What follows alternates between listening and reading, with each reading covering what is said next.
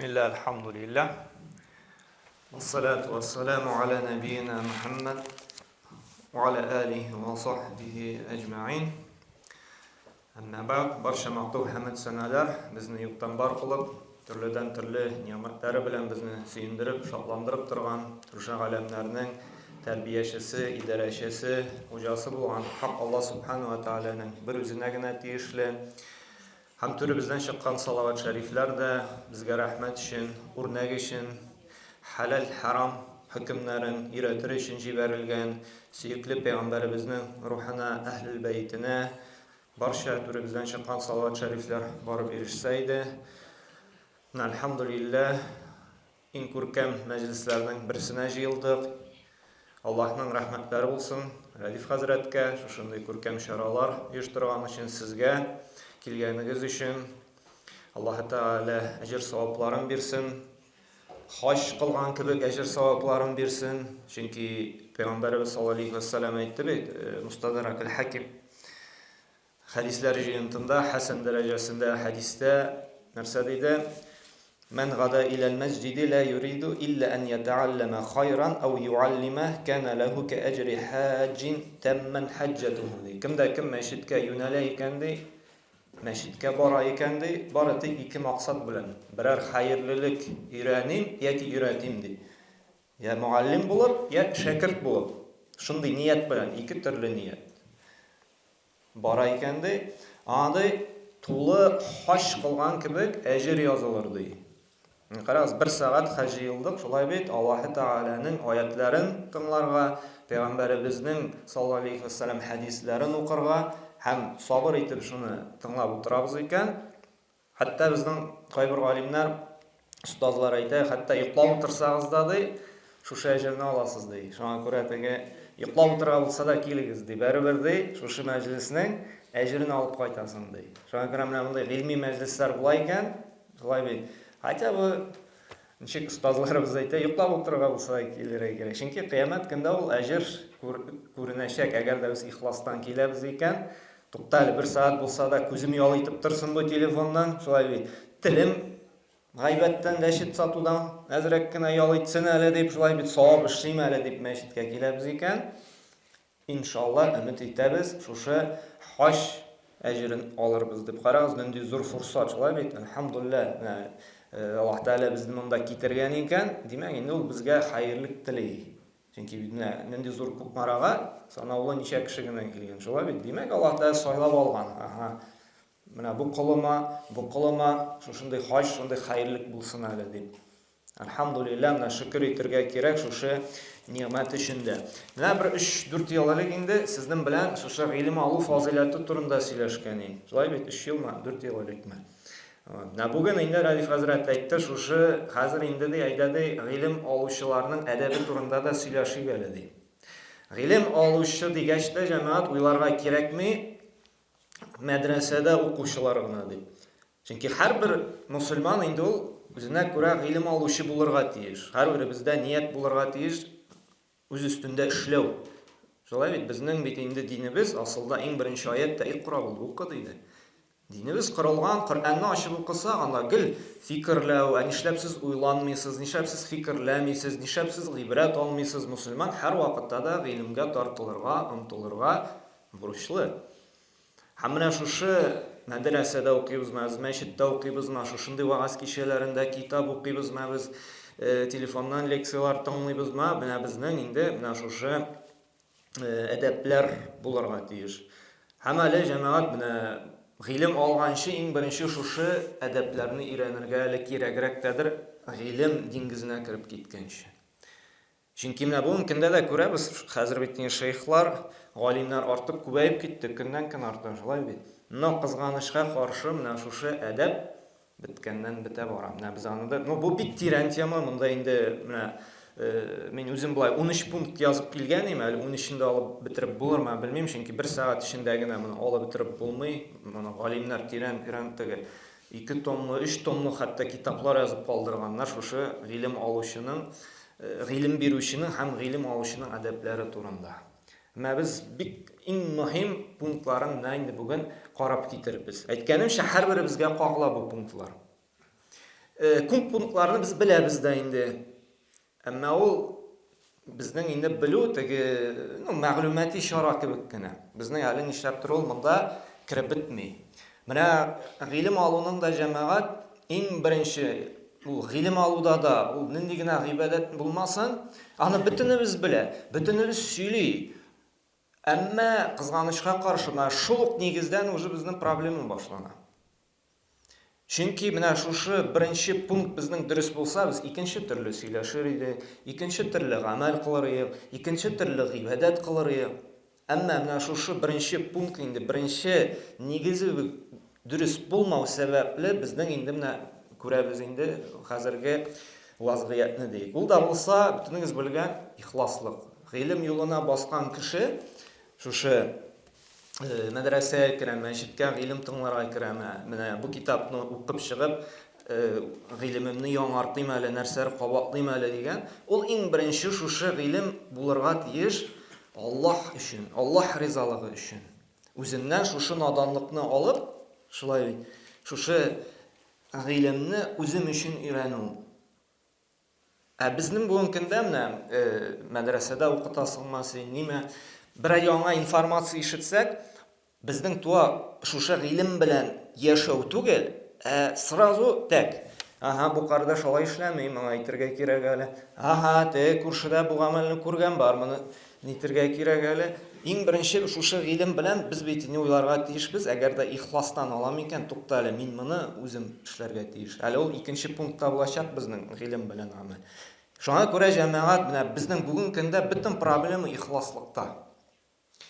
Чөнки нәрсә генә кылмый, безнең күрсәтәсе килә, сөйлисебез килә, мактанасыбыз килә, язып беләсебез килә. Бөтен изгелекне менә тирә-якка күрсәтәсебез килә. Ихласлык бит инде ул Аллаһ өчен булгач, киресенчә, Раббым син генә бел. Менә ихлас булыр өчен җәмәгать аятларны бөтенегез беләсез, Бәйнә сүрәсенең 5-нче аятын шулай бит, бөтенегез беләсез. Умар ибн Хаттабның теге Бухари Муслимдә килгән хадисен беләсез, һәрбер эш ниятка карап бәяләнә, шулай бит, бөтенебез беләбез. Әмма шул белү дәрәҗәсендә генә калабыз. Нишләптер монда киреп бетми. Киреп бетсә җәмәгать без изгелекләребезне, без гыйбадәтләребезне шулай бит максимально яшерер, күрсәтмәсәк, статуска да куймасак, сториска да куймасак. Менә бер галимнең сүзе шуның хәтлек тәэсирле калды. Гел әйтәм, гел сөйлим. Ул әйтә, әгәр дә менә без бит гынахларыбызны максимально яшерергә тырышабыз, булдыра алганча яшерәбез гынахларыбызны. Беребез дә гынахларыбыз турында сөйләп, күрсәтеп, язып җөрмибез, шулай бит. Менә ихлас булсак, без шулай ук изгелекләребезне, ничек гынахларны яшергән кебек, яшерергә тиешле ди. Карагыз, тирән төн сүзләр, шулай бит. Мен бу шуңа эчкә үтеп керде. Машалла, шундый тирән мәгънәле сүзләр, гынахларны яшергән кебек изгелекләрне дә яшергә кирәк, әгәр дә без ихлас булсак ди. Әмма җәмәгать менә үзебездә дә нитә бит инде ул бигрәк тә шушы укый башлагач, мәчеткә йөри башлагач, шулай бит нишләптер шайтан килә башлый менә шушы яктан.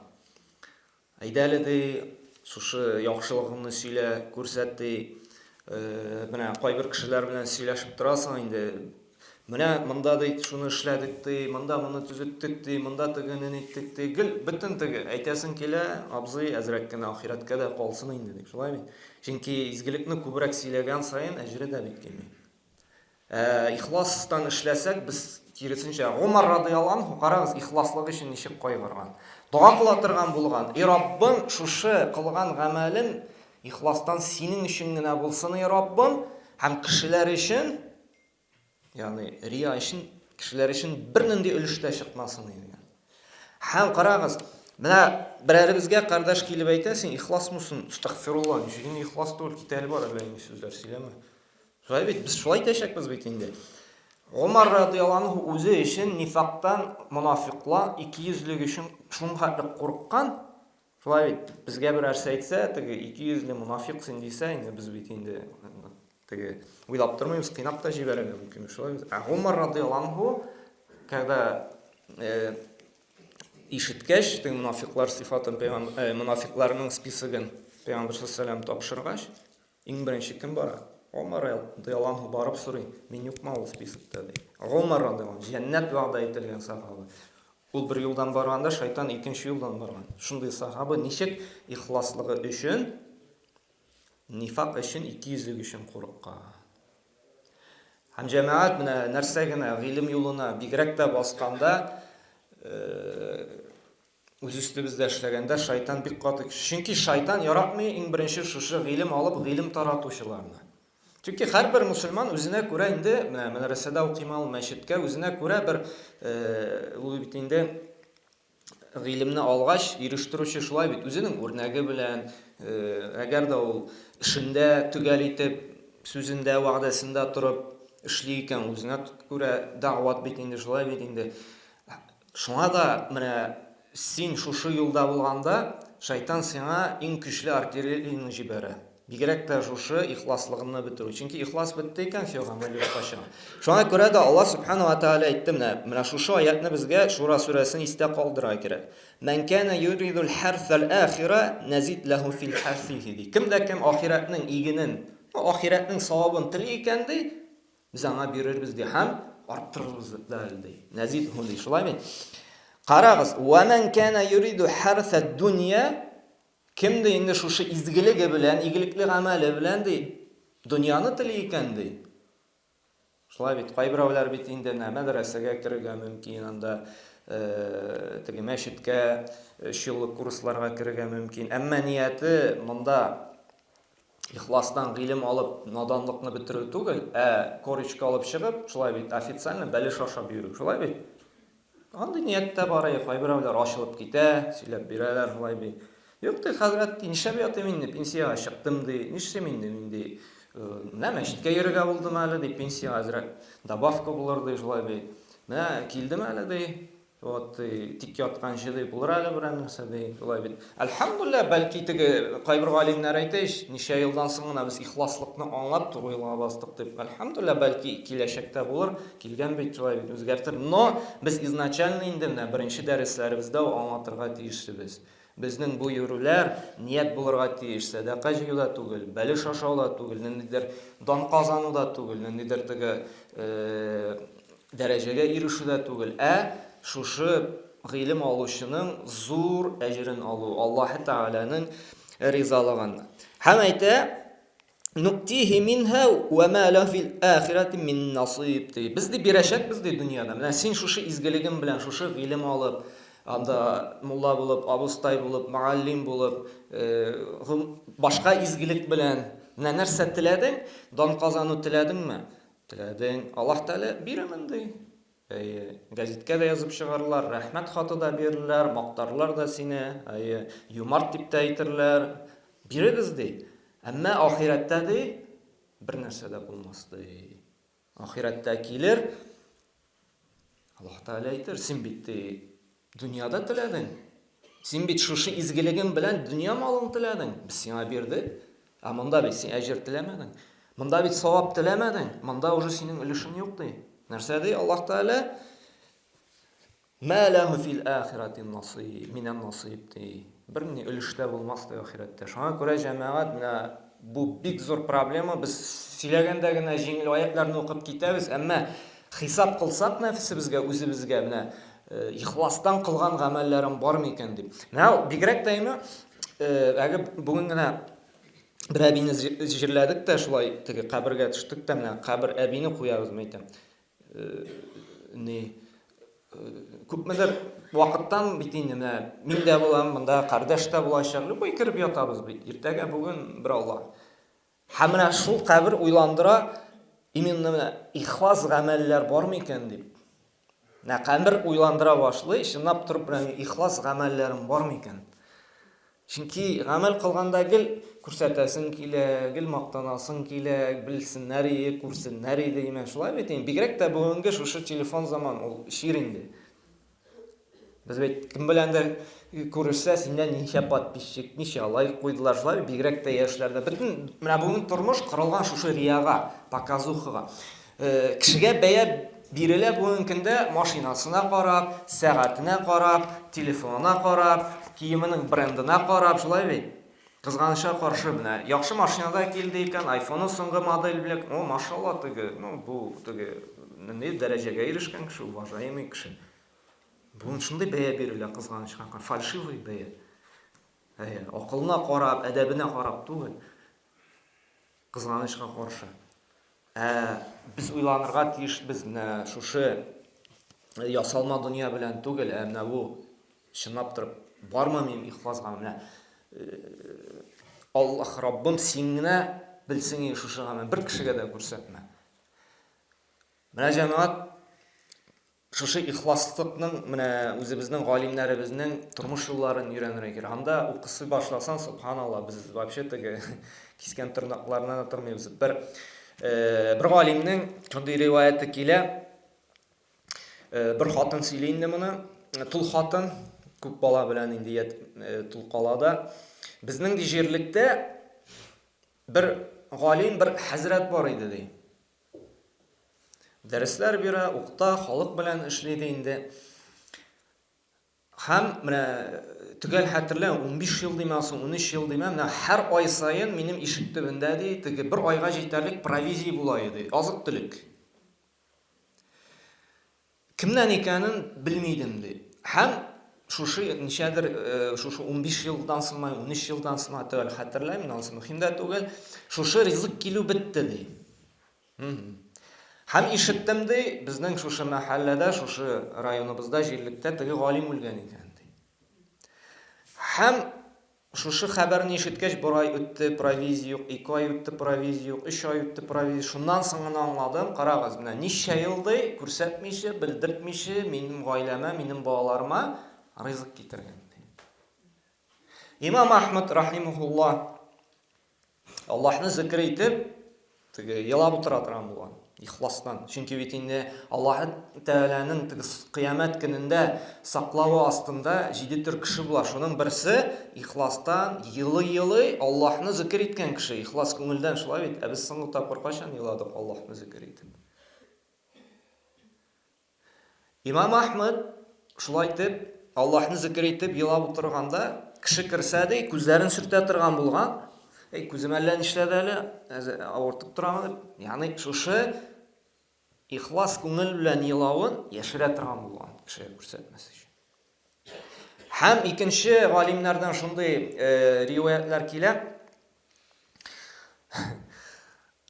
Теге без мәчеттә утырабыз икән, я телефонда, я просто кеше келсә инде, без бит инде я мусхаф Коръан алабыз инде, тип укыйм, я дуа кылабыз шулай бит. Булырга мөмкин бит инде, шайтан керә, тақвалыгыңны күрсәт инде.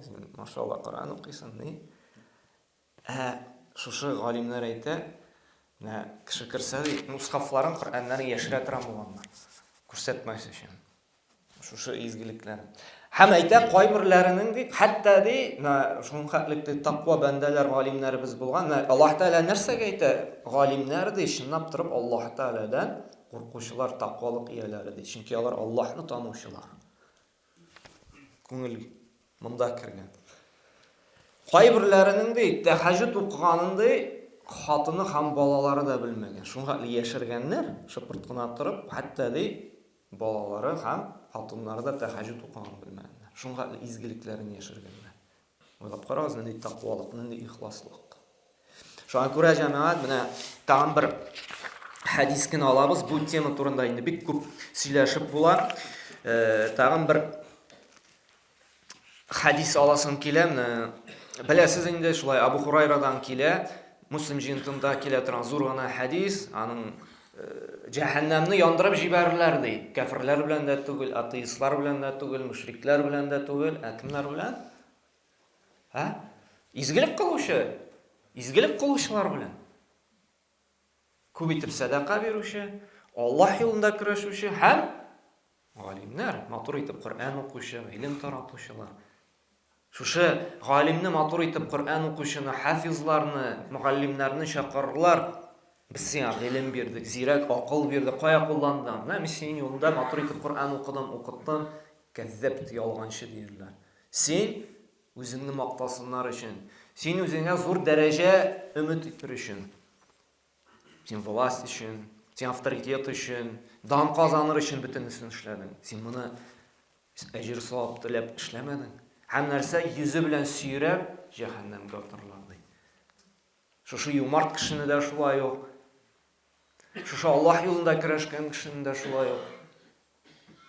Шуңа күрә җәмәгать хисап көн сайын булырга тиеш. Көн сайын, бүген бар, иртәгә юк. Барма безнең ихлас күңелдән Аллаһ Раббым син генә бел дип яшереп кылган шундый изгелекләребез. Җәмәгать, бу ният төзәтү безнең өчен генә авыр түгел, хәтта Суфьян ас-Саури шикелле галимнәрнең галиме, ул галимнең турында сөйләп тә торасы, ягъни зур галим Суфьян ас-Саури, шулай бит, белмәгән мусульман. Нәрсә ди? Ма алашту шайъан ашадда алайя мин нияти ди. Миңа ди ниятне төзәтүдән дә авыр амал булмады ди. Суфьян ас-Саури әйтә моны. Нинди Аллаһтан куркучы, нинди тақва, тәһаҗҗүд калдырмыйчы, аена ничә тапкыр хатым кылучы, гыйлем таратучы Суфьян ас-Саури әйтә. Миңа ди ниятне төзәтүдән дә авыррак амал булма. Чөнки ди нәрсә ди? Иннаха тaqallubu alayhi. Гел үзгәреп тора иде. Гел Суфьян ас-Саури Сауринең үзгәрсен әле нияте. Безнең шикелле мискиннәрнеке нинди халәттә. Шулай бит. Шуңа күрә җәмәгать шушы гыйлем алганда сорау бирик, кем өчен алабыз? Каядыр умничитеп йөрергә мен шулай бит. Хәбит һәрбер икенчесе шейх бит инде шулай бит. Каядыр җыелсаң, бер мәҗлескә киләсең, хәзрәт мондый сорау бар иде. Авыз ачырга өлгермисең инде, моннан берсе әйтә, моннан икенчесе. Монда консилиум җыйган. Берсәле башлангыч мәдрәсәдә үтермәгәннәр җанашларым. Мәт муттасил белән мәт мунфасилны да аера белмиләр, шулай бит. Но, машалла, һәрберсе шейх WhatsApp-тан бер-ике сообщение укканда шулай бит. Кызганычка каршы. Менә җәмәгать, икенчесе мәсьәләгә күчәбез. Гыйлемне алырга кирәк үзебезне төзәтү өчен, наданлыктан арындыру өчен.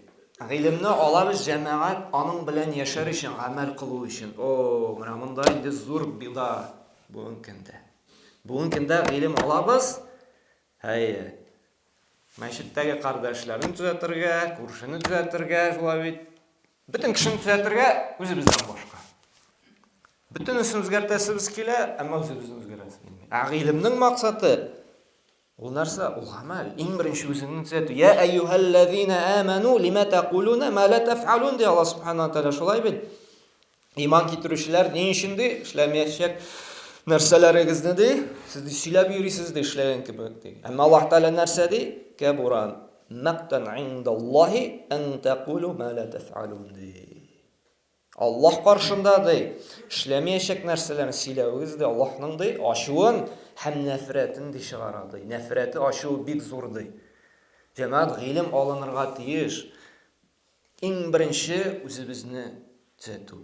Менә мин аны гел сорау бирәм. Хәзрәтләргә дә, менә сезгә дә уйланыгыз әле. Менә бүгенге заманда әлхамдулилла, шулай бит, мәгълүмат күп. Гыйлем димим, мәгълүмат, информация күп. Әлхамдулилла, Телеграмны ачасынмы, YouTube булсынмы, Контакт ачасынмы, шулай бит. Әлхамдулилла, уже безнең татар матбугатында да уже дини рубрикалар бар, шулай бит. Нигенә гәзитне ачма, шулай бит. Әлхамдулилла, Шәһри Казанда да бар, Ватаным Татарстанда да, дуасында куялар, аятында куялар, вагазда куялар, хәзрәтләр белән интервьюда. Әлхамдулилла, мәчетләр бар, мәдрәсәләр бар.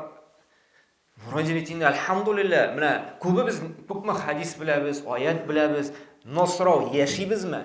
Шушы белгәннең хотя бы бер 5% белән яшибезме? Бөтенебез белән гайбәтнең харам икәнен, гайбәттән тыелабызмы җәмәгать? Бөтенебез беләксә ите ашыйбыз бит. Ашыйбыз, тәмләп, бисмиллаләп, шулай бит. Майны сыпырып төшереп булмый авыздан, шулай бит. Тәһаҗҗүднең бөтенебез беләбез фазилатын. Укыйбызмы? Беләбез Коръәннең һәрбер хәрефе умҗыр. Соңгы тапкыр качан Коръәнне укып чыктык. Беләбез фәрештәләр юмарт кешегә һәр көнне дуа кылып торалар. Бирүчегә Раббым тагын кайтарып бир дип. Бирәбезме? Ниндидер анда курортларга, ниндидер кыйбатлы кафеларга, санаторийларга ничә шәрмең акча уйламыйбыз да. Но каядыр анда мәчет төзелеше булсынмы, бер дин өчен бер нәрсә чыгарасы булса, уже саный башлыйбыз. Курорт эчендә, ресторан эчендә, тәмнашар эчендә санап тормыйбыз. Әйдә, бер яшибез, ашап карыйк, барып карыйк шулай бит. Но изгелеккә булса, юк. Юк. Менә шунхатлык изобилие мәгълүматның шулай бит. Без бит инде киресенчә яхшы якка үзгәрергә тиешбез хәзер. Шуның хәтле хадисләр җыенты, Коръәннең тәфсирләре, әлхәмдүлилләh инде нинди генә китаплар юк. Безнең бит инде сыйфат киресенчә яхшырырга тиеш елдан ел. Ә безнең киресенчә җәмәгать менә уйлап карыйга, ни өчен шулай соң? Елдан ел безнең сыйфат начарая. Көн аралаш шалтыраталар, бу кардәшебез әҗәткә алды, кайтармады, нәсихәт кылыгыз әле. Гаиләләр таркала, икесе дә намазда, икесе дә мәчеткә йөри. Таркала. Сәбәп тә юк анда инде җитди шулай бит. Килешү төзиләр, юк, килешү берничек соблюдаться ителми, кардәшләр. Нәрсәгә шулай? Вроде гыйлем алырга кирәк дип бөтенесе кычкыра шулай бит, гыйлем ди. Гамәлдә юк, ноль. Гыйлем бит, әгәр дә менә әйтәм бит, белгән, менә без белгән аят, хадислар белән хотя бы 5-6% белән генә яши башласак, biz инде вазгыять әз булса да икенчерәк булыр. Аллаһ субхана ва тааля бит менә безнең бит яклый алмауның да сәбәбе шунда. Менә мәдрәсәдә интегәбез инде шулай бит, яшьләр не тот әбиләр әле, яшьләребез яклый алмый. Менә гыйлем ала алмауның, нәрсәне булса истә калдыра алмауның да сәбәбе җәмәгать тақвалык булмау, ягъни гыйлем белән гамәл булмау. Чөнки Аллаһ Тәгалә нәрсә ди? Ваттақуллаһ, тақва булыгыз ди. Нәрсә ул тақвалык? Тақвалыкның определениесе. Тақвалык ул Аллаһ Тәгаләнең әҗр савабын өмет итеп, игелекле гамәлләр кылу һәм Аллаһ Тәгаләнең газабыннан куркып гынаһлардан тыелу. Шулай бит, син тақва булган саен, син шушы гыйлем белән, белгәнең белән яшәү, күбрәк гыйбадәтне арттырасың, күбрәк изгелек кыласың, һәм күбрәк гынаһлардан ерагаясың. Һәм тақва булган саен, Аллаһ Тәгалә әйтә: "Юаллимукумуллаһ". Аллаһ сезне өйрәтәчәк ди. Аллаһ сезгә зирәк зиһен бирәчәк ди. Гыйлемегезне арттырачак ди. Менә без белгән белән яши башласак, белгәне белән генә, безнең яклауда җиңеләячәк. Безнең диндә аңлауда тирәнрәк булачак. Менә без мәгълүмат туплаганга күрә кешегә сөйләр өчен, мактаныр өчен генә. Безнең үзгәреш юк, алга китеш юк. Шуңа күрә безгә иң беренче шушы гыйлем алып, иң беренче үзебезне үзгәртергә кирәк. Аннары күчергә инде гаиләбезгә. Менә ярамыз алдагы пунктта инде аннары әйтербез. Пәйгамбер саллаллаһу алейһи әйтте, Тирмизи җыентында хәсән дәрәҗәсендә хадистә, кыямәт көнендә ди кешенең ди урыныннан да кузгалмасты иң беренче гомере турында. Менә мин сиңа 80 ел, 90 ел гомер бирдем. Кая тоттың шул гомерне? Нәрсә эшләдең син? Һәм әйтер, мин сиңа гыйлем бирдем, зирәк зиһен бирдем. Шушы гыйлемең белән яшәдеңме? Кыямәт көндә соралачакбыз. Чөнки хуҗҗәтун лак ва алейк, шулай бит. Алган гыйлемебез, укыган Коръәнебез, яклаган сүрәләр я безгә шәфаәт кылачак. Раббым укыды, өйрәнде, минем белән яшәде. Ярлыкла, гафу ит аны. Кичер аны. Яки каршы булырды, Раббым укыды, белде, әмма яшәмәде. Буларны укыйбыз, сөйлибез, әмма кызганычка каршы ничек еракбыз шушы аят хадисләрдән. Һәм бер галим дә әйткән, гыйлемнең онытылуының сәбәбе ди, алган гыйлемнең. Ул шушы гынаһлар ди. Şu günahlarda zарланабыз бит, истә калмый дип, онытыла дип, шулай бит, аңламадым дип, гөнаһ кылган сайын җәмәгать бездән шушы булган гыйлем дә китә икән. Имам Шафиғи шундый бер ситуация була. Базарда барганда бер хатын кызның теге аягын күреп ала. Һәм астагфирулла дип инде йөзен бура. Имам Шафиғи ул мына китапны бер укуда ятлый торган була. Безгә бер 500 укырга кирәк ятлар өчен. Шуңа Имам Шафиғи сканер шикелле. Телефонга төшереп алабыз әле. Нарахар ул шушы сканер, шушы телефонның камерасы кебек бер укыды ятлады. Һәм дә шушы базардагы ситуациядан соң бер битне ятлар өчен 3-4 тапкыр укырга кирәк. Һәм дә укытучысына барып, вакый зарлана. Минем дә чөтә хәтер начарланды, нишләдем икән ди. Һәм әле шигырь дә яза, шулай бит. Теге ишеткәнегез бардыр. Шакаут иля вакиин су хифзи фаршадани иля тарки маасиди. Мин дә үземнең шейх вакыйга дин зарландым ди, шушы хәтеремнең начараю белән ди. Һәм ул әйтте ди, нәрсә ди? Гөнаһларны калдырды. Гөнаһ кылуны киметте. وأخبرني بأن علم النور علم النور دي شنو яктылык ди һәм бигрәк тә Аллаһ Тәгаләнең нуры ди ул ди гөнаһлы кешегә ди гөнаһ иясенә керми ди. Шуңа күрә җәмәгать безнең хәтеребезнең яхшылыгын телибез икән, динебезне аңлыйсыбыз килә икән, укыганны истә калдырасыбыз килә икән, безгә гөнаһ кылуны киметергә. Телне тыйырга өйрәнергә кирәк, иң бәласе шул инде шулай бит. Гамәлләребезгә анализ ясарга кирәк, кем өчен эшлибез. Һәм җәмәгать күп Аллаһ Тәгаләне зикр итәргә кирәк. Аллаһ Тәгаләне күбрәк зикр иткән саен, телебездә, күңелебездә чистарына, паклана. Гөнаһлар кылу киресенчә Аллаһтан ерагайта, Аллаһны оныттыра. Теге Аллаһ Тәгалә Коръәндә дә әйтте шәлем. Муҗадала сүрәсендә: "Истахваза алейхимуш шайтану фансахум зикраллаһ" ди. Шайтан аларны ди яулап алды һәм Аллаһны зикр итәсендә ди оныттырды ди. Бүгенге көндә дә бит инде шайтан яулап ала, кайберәүләрне шулай Аллаһны зикр итүне оныталар. Намаз укуны да, иртән кичке зикр әйтүне дә, Коръән укуны да. Һәм Фудайл ибн Ияд әйтә, даже ди галим ди надан дәрәҗәсендә кала ди, әгәр дә белгән илеме белән яшәмәсә ди. Галим ди надан булып кала ди, белгән илеме белән яшәмәсә. Хакыйкый галим ул ди, гыйлем иясе ди, белгәне белән яшәүче ди. Шуңа күрә менә без гыйлем белән гамәл ул чылбыр кебек тоташ булырга тиеш. Ишеттең, аят хадисны максимально тырышасың. Имам Ахмадка ялышмасам, Имам Ахмадның җомга беткәч бер кеше килә.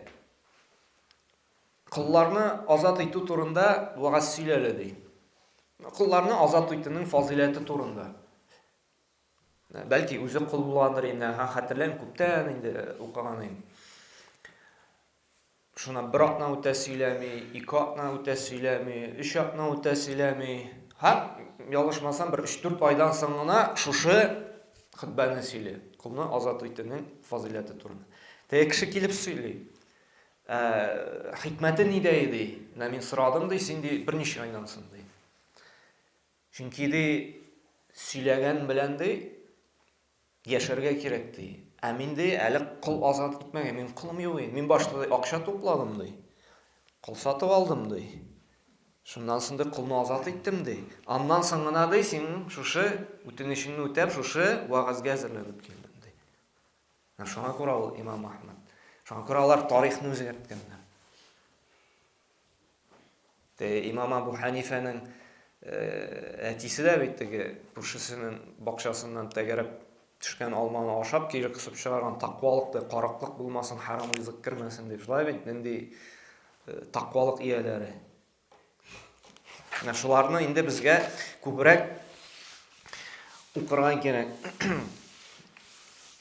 Һәм өченче пункт, җәмәгать, без гыйлем алган саен, вагызланган саен, менә шушы яңа мәгълүмат туплаган саен дигәндә бездә тыйнаклык артырга тиеш. Гадилек, гаделлек. Җәмәгать, гыйлем безне үзгәртергә тиеш. Гыйлем алып үзгәрмибез икән, димәк, безнең юлыбыз дөрес түгел. Biz гыйлем алган саен Аллаһка якынаерга, тыйнаграк, хушуклырак, ихласрак булырга тиешбез. Әгәр дә гыйлем алган саен үзгәреш юк икән, монда да бер нәрсә селкенми, күңелдә шулай бит, гыйбадәт тартмый, изгелек тартмый, гынахлар кылуда кимеми, димәк, монда безнең я нияттә авырту, калептә, күңелдә яки юлыбыз дөрес түгел. Чөнки Аллаһ Субханаһу ва Тааля әйтә, менә шушы тыйнаклык, таваду дигәндә шулай бит, басынкылык, түбәнчелекле булу җитми. Бүген көндә тәкәббүрлек күбәйде, шулай бит. Һәрбер кеше үзен биек тау өстендә басып торып, калганнарны теге кичкенә кешеләр кебек кенә күрә. Әмма ул кеше оныта, аста булган кешеләрдә, тау өстендә торган кешене дә кичкенә итеп күрә, шулай бит. Әмма ул тегесе аңлап кына бетермәй. Әмма Абдулла ибн Мас'уд нәрсә диде, Пәйгамбәр саллаллаһу алейһи нәрсә диде? Җәннәткә кермәсте, күңелендә дә, йөрәгендә тузан бер теге кенә дә ди, тәкәббүрлек булса ди. Менә җәмәгать, кайберәүләрдән бит, кайбер бездән дик чыгып китә бит. Син нәрсәмдә акыл сатасың, әле син монда истинҗа да ала белмисең. Нәрсә син монда торасың, шулай бит. Җәмәгать, беребез дә белмибез, кайсыбыз Аллаһ каршында нинди дәрәҗәдә. Бәлки без начар дип, ни дип санаган кеше, ул бездән дә яхшырак булырга мөмкин. Теге Пәйгамбәребез заманында булган, җәмәгать, карагыз, безнең заманда гына түгел. Бер кеше үтеп киткәнче Пәйгамбәр саллаллаһу алейһи сораган, нинди кеше бу дип. Бу бик теге знатный, шундый, яхшы нәселдән. Әгәр дә берәрсенең кызын сорап килсә, точно бирәләр бу кешегә. Шәфәгать кылса, кемнедер якласа, моның сүзе үтә, моны тыңлаячаклар. Икенче кеше үтә. Бу нинди кеше ди? Бу инде ди, бер мискин инде. Мискин, берәрсен кызын сорап бирсә, бирмиләр инде ди. Берәрсен яклап сүз әйтсә, игътибар да итмәячәкләр ди. Әмма Пәйгамбер саллаллаһу алейһи нәрсә ди? Менә бу мискинегез ди, Аллаһ каршында ди, теге кешеләргә караганда ди, күпкә ди, хәерлерәк, өстенрәк ди, дәрәҗә ягыннан. Шуңа күрә җәмәгать, без белмибез, кайбер атта бит инде үзебезне яхшырак итеп күргән була, шулай бит. Бу намазда да түгел, бу шулай инде, бу тегеләй инде дип. Әмма җәмәгать белеп булмый, бәлки аның ихласлыгы кешерәктер. Бәлки аның яшерен күрсәтми эшләгән изгелекләре күбрәктер. Шушы гыйлем безне киресенчә башны аска йөргә тиеш. Без күбрәк белгән саен мин нинди надан икән. Менә шушы китапларны укыган саен, шушы галимнәребезнең риваятларын, алар ничек яшәгән күргән саен, анда үзебезнең нинди мискин булуыбызны, минем гамәлләрем кабул булды микән дип уйлап куясың. Шуңа да Аллаһ Тәгалә әйтә: "Вахфид җанахака лиман иттаба'ака минал муъминин" ди. Үзеңә ияргән мөэминнәргә ди, рәхмәт канатыңны җәйди. Аллаһ Субханаһу ва Тааля рәхмәтле булды, рәхимле булды аларга. Вала تُسَغِّرْ خَدَّكَ لِلنَّاسِ وَلَا تَمْشِ فِي الْأَرْضِ مَرَحًا. Alloh Taala aytadi, jamoat mening so'zlar tugul. Kishilar bilan сөйләшкәндә takabbürlәнеп, o'zingni üstün qo'yib, алар белән кырыйдан гына карап сөйләшмә ди. Һәм җир өстендә зурайып, әллә кем булып масайып йөрмә ди. Инналлаһ ла юхиббу кулла мухталин фахур. Дөрестлектә Аллаһ Таала үзенә исе китеп, мактанып йөрүчеләрне яратмыйдыр, сөймидер. Җәмәгать бүгенге көннең бәласе шулай бит. Яшьләребез олыларны хөрмәт итә белми, олыларыбыз кичкенәләргә мәрхәмәтле була белми. Ике якта да кимчелек. Икебез дә ике якта канат тарта, шулай бит бер-берсенә юл куясы килмәй. Ике якта да бар, кызганычка каршы.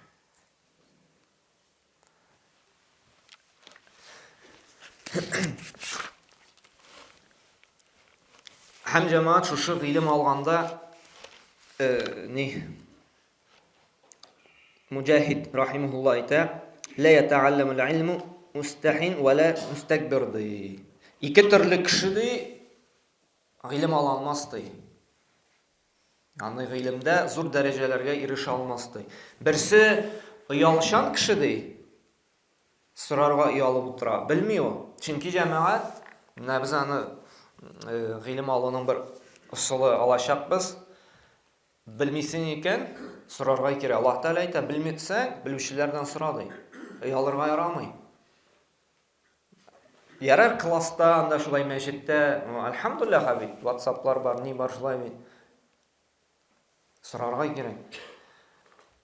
Оялчан кеше ди гыйлем алу. Һәм тәкәббүр кеше. Әгәр дә тәкәббүрлән нәрсә, мин моннан инде нәрсәдер сорап утырам шулай бит. Әле тормышта күрмәгән, итмәгән, мин яшәгәнне дә белми әле бу ди. Тәкәббүр кеше ди, бер кашан ди гыйлем ала алмас ди.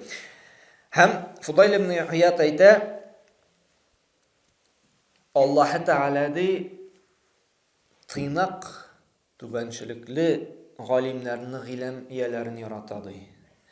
Һәм ди яратмый ди тәкәббүр, гаделсез гыйлем ияләрен ди. Чөнки ди шушы түбәнчелек ди, тыйнаклык ди Аллаһ Тааланың ди зур бүләгенә ия була ди. Ул аңа ди хикмәт бирә ди. Шушы кемдә кем үзендә тыйнаклык булдырып, гадилек булдырып, бөтен кешене тигез күрә яши алса ди, ул аңа ди хикмәт бирә ди. Хикмәт беләбез җәмәгать иң зур кирәкле нәрсәләрнең берсе. Хикмәт бу. Бүгенге көндә хикмәт җитми, дәгъватта да, укытуда да. Тилмерәбез шушы хикмәт булмауда, шулаймы?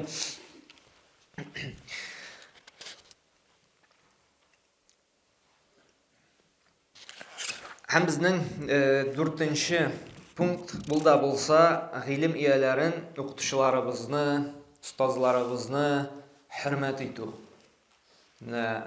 Җәмәгать шундый тоже бик аянычлы хәл. Безнең бар беренче остазларыбыз шулай бит. Безгә азый нигез бирде. Тәһарәт алырга өйрәтте, истинҗа кылырга өйрәтте, хәреф танырга өйрәтте, намазны өйрәтте. Гомумән динебезгә кирәк иң асылны өйрәтте. Җәмәгать шушы остазларыбызга шушы иң беренче әлифне таяктан аерырга өйрәткән остазларыбызга безгә һәр вакытта да дугада рәхмәтле булып, аларны хөрмәт итеп яшәргә кирәк. Безнең бүгенге көндә әзрәк кенә укып кына гыйлем дип әйтмим мин, мәгълүмат туплау, информация укып алалар да всё. Налево направо укытучысы да аның бер наданга әйләнә, шулай бит инде вообще әллә кем ул күрми дә, борылып та карамый, монсы да тегендей, монсын да фәләнанда, әмма юк. Чөнки Аллаһ Таала Пәйгамбер саллаллаһу нәрсә диде, шушы галимнәребезне шулай бит Шушы хәерлеккә өйрәтүчеләрне пәйгамбәрләрнең варислары диде, шулай бит. Но монда инде хадистә галимнәр турында сүз бара. Әмма һәрбер хәерлеккә өйрәтүче, аз гына кичкенә генә гыйлем таратучы да шушы пәйгамбәрләрнең юлыннан баручы. Галимнәр шулай ук кертәләр. Шуңа да وَالَّذِينَ يُؤْذُونَ الْمُؤْمِنِينَ وَالْمُؤْمِنَاتِ بِغَيْرِ مَا اكْتَسَبُوا فَقَدِ احْتَمَلُوا بُهْتَانًا وَإِثْمًا مُبِينًا. Нәрсәдә Аллаһ Субханаһу ва Тааля бер нинди начарлыкны эшләмәгән мөэмин ирләрне ва мөэминә хатыннарны начарлыкны эшләдең дип хаксызга рәнҗетүчеләр ди, үзләренә бухтанчы булуны һәм зур гынаһны ди йөкләделәр ди Аллаһ Субханаһу ва Тааля. Бу көндә менә шушы нәрсә күбәйде, шулай бит. Бер нинди дәлилсез, бер нинди асылы булмаган килеш кайбер укытучыларны, кайбер галимнәрне сүгәләр тегеләй, даже зур галимнәргә барып җиттеләр. Абу Ханифаны сүгәләр анда, Имам Маликны, Имам Шафиғине, анда башка зур галимнәребезне Ризаэддин Фәхретдинне анда үзебезнең галим Җанбарович, шулай бит башка шундый зур галимнәребезгә дә тел тиштирәләр. Әмма җәмәгать бигрәк тә зур галимнәребезнең итләре нәрсә диде? Агулы диде галимнәребез. Ярамый. Аллаһ Субханаһу ва Тааля бөтенебез беләбез бит. Безнең ялгышып, хаталанып эшләгән эшләрне афу итәрмен диде, шулай бит. Һәр көн йоклар алдыннан укыйбыз Бакара сүрәсен соңгы 2 аятын. Нәрсә дип? Раббым хаталанып, ялгышып эшләгән гынаһларыбызны гафу ит дип, шулай бит. Галимнәр күпме изгелек эшләп гафу ителмәс дип уйлыйбызмы? Бөтенесе фәрештә түгел, кайсыдыр бәлки дөрес фәтва бирмәгән. Но без андый уровеньда түгел җәмәгать, анда шушындый Имам Абу Ханифаларны, анда Имам Шафииларны, зур галимнәребезне гарәп тел белмәгән килеш. Элементарный мәдрәсә бетермәгән килеш. Галимнәребезгә тел тиштирергә ярамый. Кемнәр инде менә гыйлем ияләрен тел тиштирә, алар бер кашанда нәрсә шушы гыйлем юлында уңышка ирешмәячәкләр. Һәм галимнәр әйтә, менә безнең бит Абу Хурайрадан килгән Бухари җинтында килә торган хадис бар бит әле. قال الله عز وجل من آذى لي وليا فقد أذنته بالحرب. Кемдә кем минем вәлиемә, ягъни минем дустыма ди зыян сала икән ди, мин аңа ди сугыш игълан итәм ди. Һәм галимнәр шушы хадискә инде Имам Шафиғи, Имам Абу Ханифа әйтә, шушы хадискә шарх кылып, әгәр дә галимнәр дә инде ди Аллаһның дуслары, әүлияләре булмаса ди, кемнәр булсын инде тагы ди. Шуңа күрә җәмәгать галимнәр алар Аллаһның дуслары, чөнки алар Аллаһның хөкемнәрен хәлал-харамны өйрәтәләр. Һәм ниндидер монда 2 ел гына намазда шулай бит. Бу яшьләрдә дә түгел, бу олларда да бар, кайбер олыгына абзыйлар да нитеп әйтә, бу галим шундый инде, ул монда слабый булган икән, интернеттан каядыр нәрсәдер укыганнар да шулай бит. Бу хадистә слабый булган, бу җанашым, син нәрсә хадистә көчле, что ли? Фикхта көчлемесең, акыйда көчлемесең?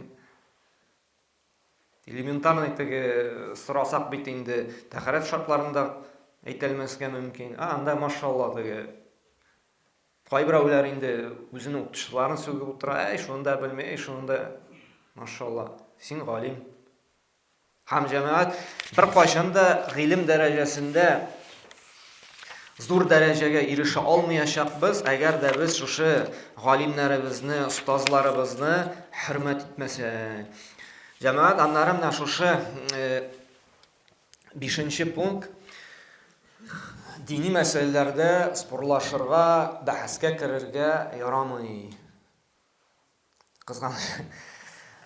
Менә любой мәҗлес, любой очрашу эш авыртса да, баш авыртса да, берсе дә консилиум ясамый, шулай бит, врачка бара. Машинасы не тавыш булса да, механикка шалтырата, нитә. Но бердән бер тема бар, ул дини тема. Ун кешегә онысы да үз фикерен әйтә. Юк, нишләп ярамасын инде ди. Нәрсә булган инде аңа ди. Спорлашалар әле берсе белән. Җәмәгать, диндә гыйлемсез уй фикерләр белән генә халал-харам дип әйтү бик куркыныч җәмәгать. Чөнки син Аллаһ исеме белән сөйләшәсең. Нишләп ярамасын? Нәрсәп ярамасын дигән сүз ул халал дигән сүз. Аллаһ Тәала рөхсәт иткән халал дигән сүз. Җәмәгать, менә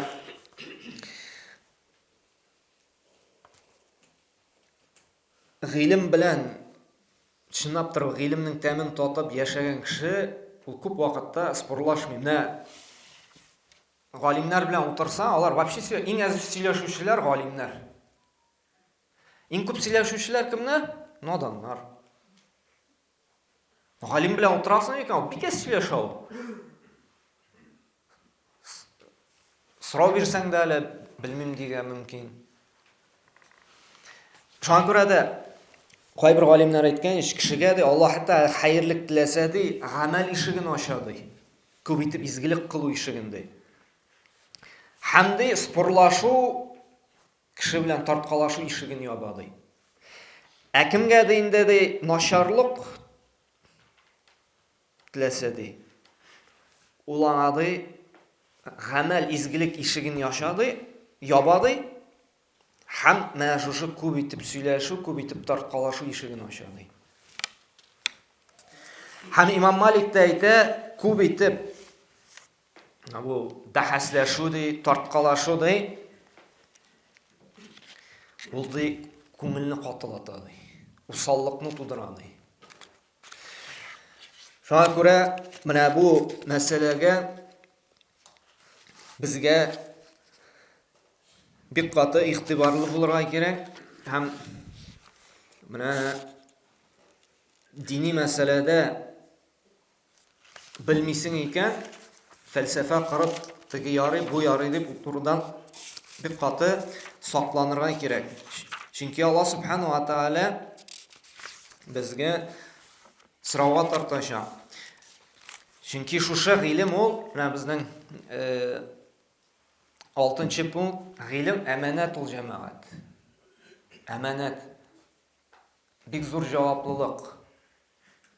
Белмисең икән, белмим дирә кирәк. Я әйюһәлләзина аману ла тахуну Аллаһа ва расула ва тахуну аманатикум ди. Аллаһ Субхану ва Тәала. Иман китерүчеләр ди, сез Аллаһка һәм Расулга хыянат кылмагыз ди. Һәм белә торып әманатларыгызга ди хыянат итмәгез ди. Һәм Ибн Аббас шушы аятны тәфсир кылып әйтә, әманат ул ди Аллаһ Тәаланың шушы фарызларын үтәү ди.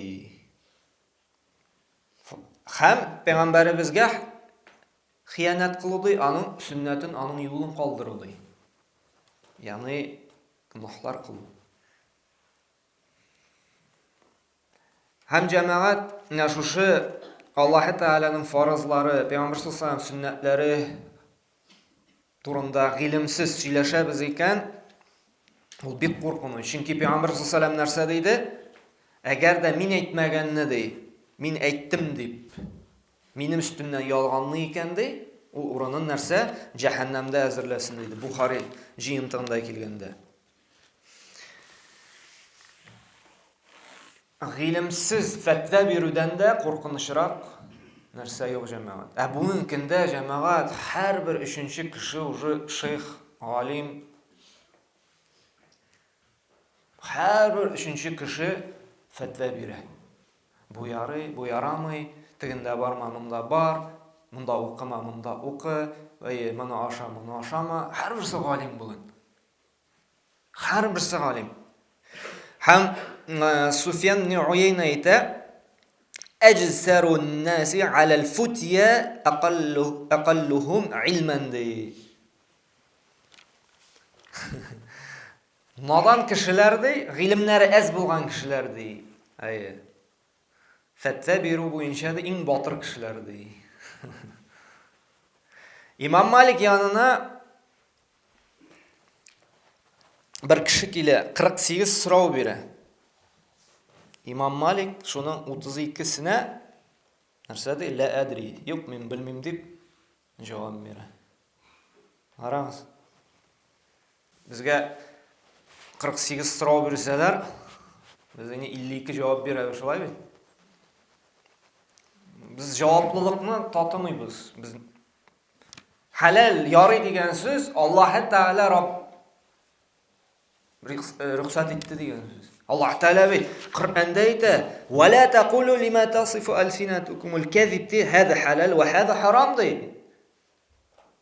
Siz nishlabdi ustiligiz bilan deydi yolg'onlaysiz, bu harom, bu halal deb. Chunki Alloh taolo deydi Alloh taolaga yo'l yoqmaz deydi. Yolg'onlamaz deydi Alloh ustidan deydi. Chunki kim deydi Alloh ustidan yolg'onlaykan deydi, bu halal, bu harom deydi. Ул deydi o'ngishga erishmayacak deydi. Ham deydi anga deydi bir qattiq g'azab bo'lacak deydi. Prostoy Hazratim menga so'rov berganlar edi. Ya mexanik yozanda, ya taksist yoza, ya vrach yoza, ya tegisini. Aytam, bilmayman deb javob berasiz, berdilar ekan. Bilmayman deysiz. Yo'q, javob berasi kelib endi deydi.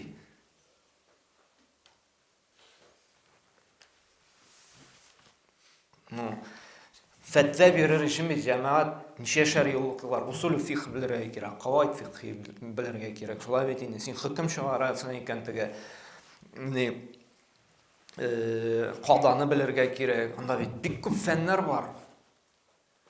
Unda tafsirinde bilirga kerak, hadislarni da razbrat etirga kerak, zoif, sahih, shular tafsirda oyatlar nasikh va mansukh bir ko'p binanda fatva berir uchun. Ham xatlik sahobalarda Imom Malik aytadi, nishagini men deb bilam deb javob beram deb bilmagangadek, adadi payg'ambarimizning sahobalarida deydi, bir so'rov bersa, sahobalar hali bu, shulay javob bermaganlar. Abu Bakrga bor, Umarga bor deydi. Ham baribir bilmishi shu sahoba kelib aylanib qayta o'tiran bo'lganlar. Javob ola olmadik aytindi deb. Mesini sahobalar deydi qo'rqqanlar deydi, shulay din yo'lida deydi, Alloh taolo dini turida shulay ilmsiz so'zlashgan. Nishagini biz nendidir fatva bera olamiz deydi. Ham jamoat bizning kelasi punkt tez netirmin uzoqqa keta boshlab shulay shu ilm yo'lida bir qatı endi sabrlik kerak jamoat. Chunki ilm olu yo'li da shunda kelib de 1 soat o'tirib telefonga kirmishi, yo'qlamishi, shulay idagi mashaqqatni bir qatı sabrlik. Narsa aytirga agarda siz madrasalarda o'qisangiz, shulay qoyadir kurslarga yursangiz, даже элементарный Qur'on olib, bir juz Qur'on o'qir uchun endi o'ta железобетонный sabrlik kerak. Chunki izabiliy ko'p shulay televizorda bor, jarti stina hatlik shulay endi ko'zliksizda qarab bo'lanlar, shulay VPN bor, shulay kirib bo'la Instagramdan, ningada shulay shushi o'tirib kitob o'qir uchun, va'z tinglar uchun shushi masjidga o'tada bugungi kunda sabrlik kerak. Shunda Alloh subhanahu va taolo aytini, "Wasbir fa innalloh la yudhi'u ajral muhsinin" de. Sabr bo'ldi, Alloh taolo shushi muhsin, izgilik qiluvchilarning ajrini yo'qotmasdi, kimitmasdi. Sabrlikning tag'i jamoat shunday o'zinchaligi bor. Alloh taolo sabr bo'luvchilarga tuzimlik ko'rsatuvchilarga ajr soatni hisobsiz beraman deydi. Hisobsiz beraman deydi. Shunda kelib ilm tinglab o'tirasiz, madrasaga borasiz, va'z kechasina borasiz. Shu sabrligingiz uchunda narsa ajr olasiz. Ham olimlar aytadilar, la yunalul ilma bi rohatil jism. Rahatlik bilan ilm olib bo'lmaydi. Aytadilar, Hazratna, nishik soningda Qur'on o'qirga o'rganirga, Hazrat nishik endi mana shu suraniyatlarga, arab tilini nishik o'rganirga, o'zim madrasada aytini, zo'r problema shulay aytindi, mana arab tili o'rganu, tigi suralar yo'qlab bor aytindi. жеңіл юлы юк. Ничек кенә нитсәң дә, инде волшебный таблетка эчтең дә, хоп, анда хафиз булдың, анда арабист булдың, юк, алай түгел. Тырышлык кирәк, сабырлык кирәк. Менә бер галим, бер бабай шулай 70 яшында инде мәчеткә гыйлем алырга йөри башлаган. Мәчеткә килә, шул дәресләрдә, гыйлем мәҗлесләрендә була, утыра, әмма кирми, истә калмый. Миннән булмый дип, гыйлем мәҗлесеннән чыгып китә дә, кайта. Һәм кайтканда хәле китә дә, әзрәк утырып ял итәргә була. Һәм ял иткәндә күрә, тамчы ташка тамып, ташта из ясаган. Кара әле ди. Гыйлем битти тамчыдан да авыррак ди, ә минем калбим ди таштан да йомшаграк ди. Әгәр дә мин һәр көнне тамчы кебек кенә ди салдырып торсам да ди, әз булса да мин битти. Бәрабер ниндидер нәрсә ди, күңелемдә из калдырачак ди. Һәм кайтып кире әйләнеп мәчеткә кайтып китә һәм укый башлый утыра. Һәр көнне ниндидер гыйлем үзләштерә. Һәм Аллаһ Тәгалә гомер бирә, 100 елга яши, 100 елында инде ул галим дәрәҗәсенә ирешә. Җәмәгать, бу элеккеге вакытта булса да, безнең бу вакытта булган ниләрдә бар, мисаллар диек. Мин районнарны хәтерләмим, безнең бер бабай 70 яшьлек Коръәнне яклап чыкты. Районны истә калдырмады инде. Әбиләр бар, 60 яшьтә яртышар Коръән яклаган, безнең теге Татарстанда диек. Алхамдулилла, гарәпчә өйрәнеп Коръәнне кайсы битен ачсаң да тәрҗемә итеп бирелгән әбиләребез бар. Теге өметсезләнеп утырырга кирәкми, мин карт инде дип.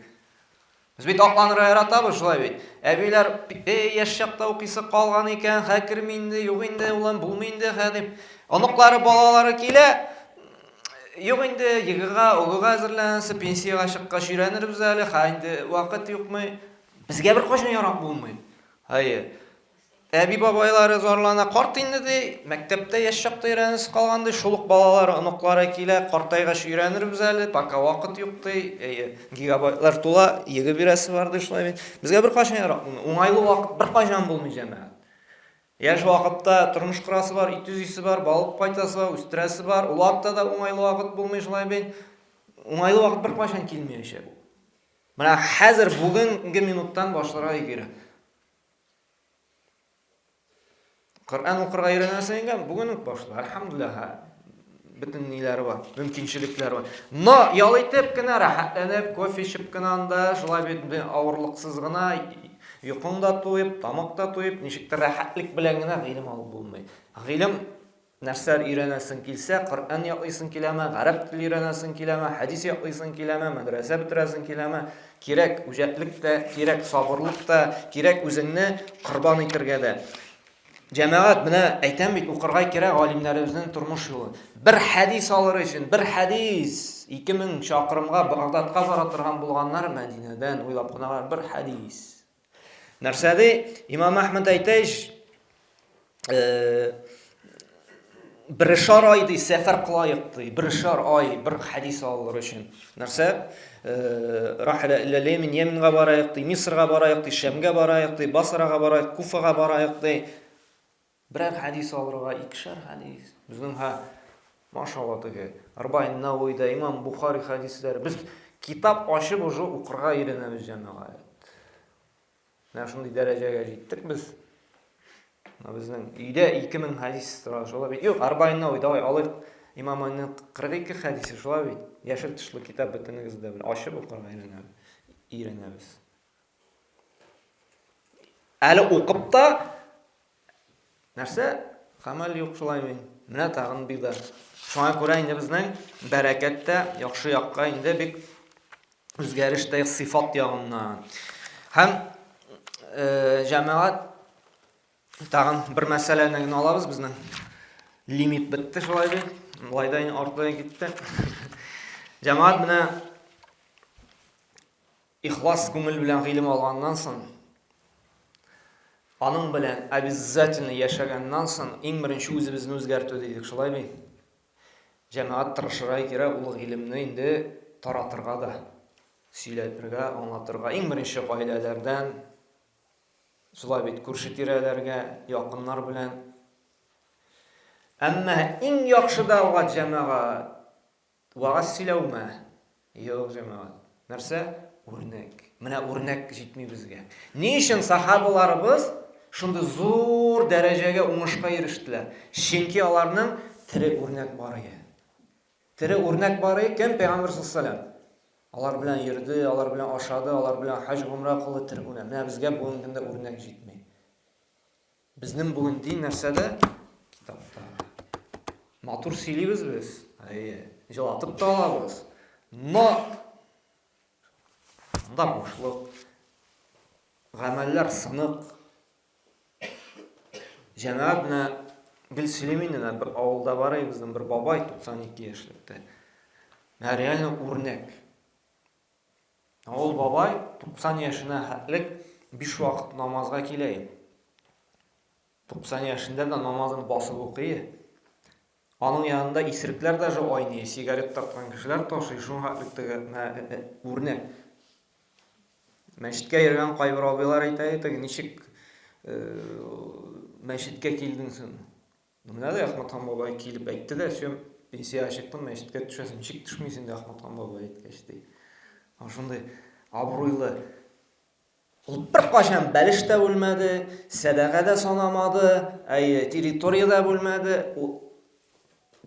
15 җаным булса да Аллаһ өчен бирер идем ди. 90 яшендә дә понедельник, четверг уразалар тутай ул. Менә любой аятны әйт, сразу тырышай тормышка ашырга. Берәр мәчеттә берәр шара үткәрсәң, иң беренче шул бабай килеп җитә. Хәзрәт нәрсә кирәк? Утын алып кил, 90 яшь бабай. Утын алып килимме? Нәрсә кирәк дип ташкыга утын салып малай. Менә күз яшьләре бәреп чыгай шундый. Аның вагазы түгел, үзе йөрү вагазы.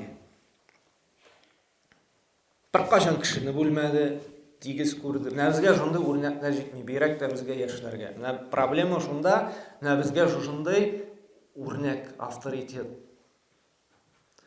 Аның гадилеге җәмәгать, бер шундый ситуация булды, сөйләп китәм. Пандемия чорында булды шәләтеге ни. Ифтарлар ниләр үткәрергә ярамый инде. Шулай Казаннан чыктылар да, давай мохтаҗ гаиләләр барма, теге ни пакетлар ниләр өләшәбез дип. Шулай авылга заказ бирдек тә инде, шулай рөхсәт булгач өләшеп чыктык инде шул. Берничә гаиләгә пакетләкми калган да инде Әхмәтхан бабайга әйткәннәр инде балалары. Менә безнең әти-әниләр дә шундый хәлдә, нишләп аңа пакетләкмәде, тегеләй булай. Монда бит сорау инде. Барда алып биреш инде, шулай бер уйласаң. Әхмәт бабай җанашым борчылып өйгә килгән. Хәзрәт шундый ситуация, нишлек икән дә инде, күзләре дә яшьләнгән. Әйтәм, бабай, шалтыратсаң үзем сиңа җигреп киләм, нәрсәгә нитәсең? Нәрсәгә кайгырасың? Утыр киттек мәйтәм. Мен менә шушы өйгә килүе шаккаттырды. Авылдагы ул бит әйтәләр, бер башын каттырып йөрмәгез әле. Шулай бит. Ачлык заманы түгел, тотты ал дип. Ул әйтә ала. Тамушы аңа бер кеше каршыда дәшмәй. Ул бабай карагыз, гадилеге. Борчылып, кайгырып килгән. Нишлек дип. Шалтыратса үзем киләм бит. Шулай бит. 90, ул 90 тулма, 89 имеге. Менә ул кеше ничек авторитет булмасын? Ничек ул кешене күз яшьләрен нитмичә чыгармыйча искә алып булсын? Больнистан кайтканда да көчкә йөри ди, иң беренче мәчеткә алып кергезмин дип әйтә. Әтисен бит көчкә аякта торасың, юк мәчеткә алып кергез ди.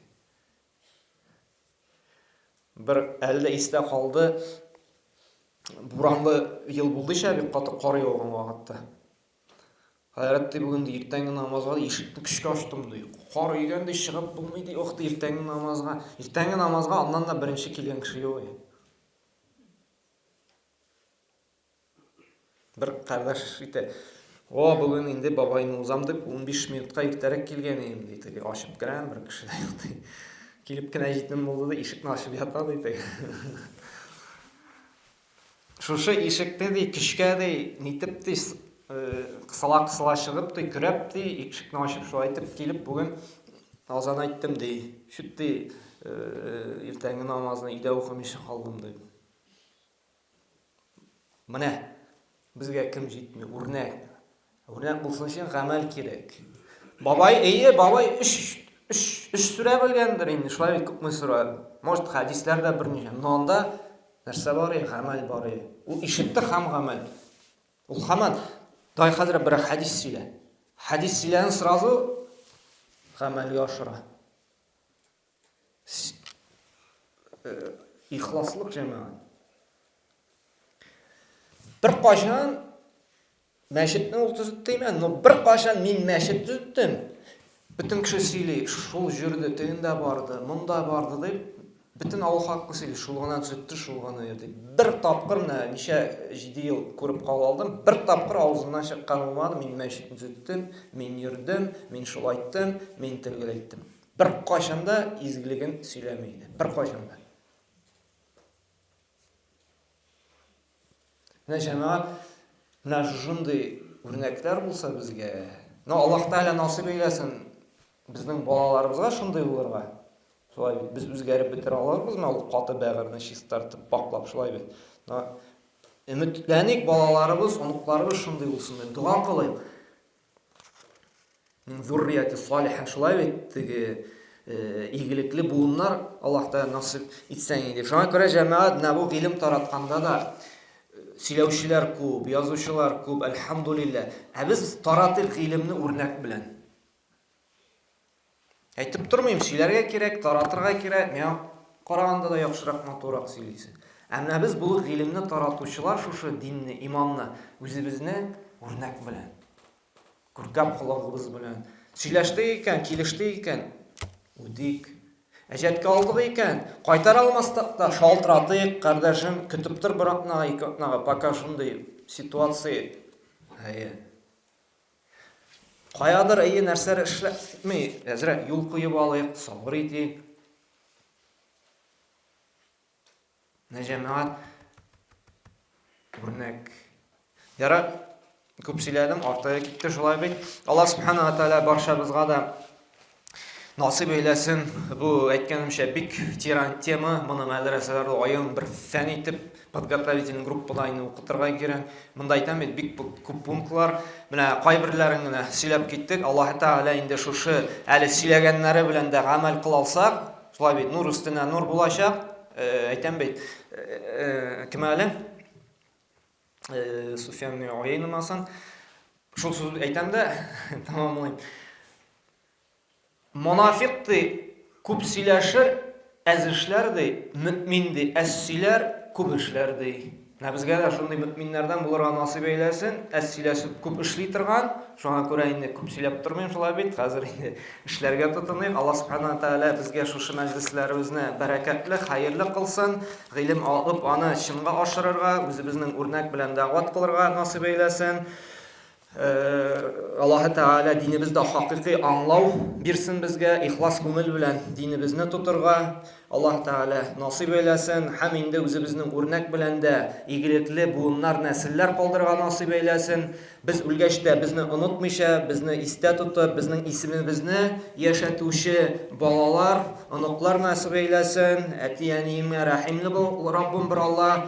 Әти-әниләремне гафу итеп дұға қыла тұрған иманлы, тауфиқлы балалар, оныклар насип ейләсен. Аллаһ Субханала Тағала безне бу дөньяда җиргә күмеп куйгач оныта торган түгел, нәселләребезгә шушындай әтиләребез, шундый әниләребез бар дип, иман тәгълиматын өйрәтте, динебезне безгә калдырды дип, һәр вакытта да дуа кылучылардан була торган шундый тәрбияле, әхлаклы, мехрибанлы балалар насип ейләсен иде. Бүгенге көндә безгә бигрәк тә менә шул җитмәй. Я Рабб Субханакалла бихамдик ва шадайлан ва астагфирука ва атубу илейк. Аллаһ Тағала безгә хаҗ кылган әҗр-саваплар белән кайтырга, йөрәкләребезне давалап, нурландырып кайтырга насип ейләсен. Субханакалла бихамдик ва шадайлан ва астагфирука.